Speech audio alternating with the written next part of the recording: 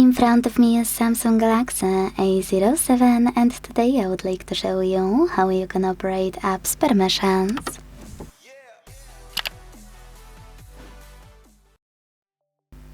Start by opening Settings and scrolling to click on this section called Security and Privacy.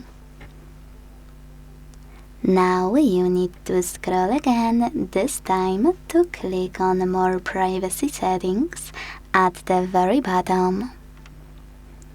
When you finished, click on Permission Manager over here and pick any feature you wanna manage, like camera. Then click on one of those apps under one of those sections.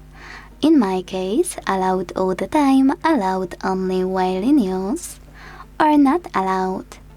Let's go with AliExpress from not allowed one. Then click on one of those, allow only while using the app, ask every time or don't allow to apply it, and select the back button.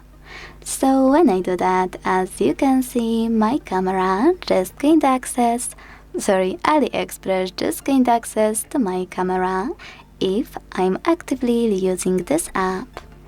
But what most people miss is that you can click on any feature, select an app you wanna manage, and instead of applying one of those options, select See All Permissions.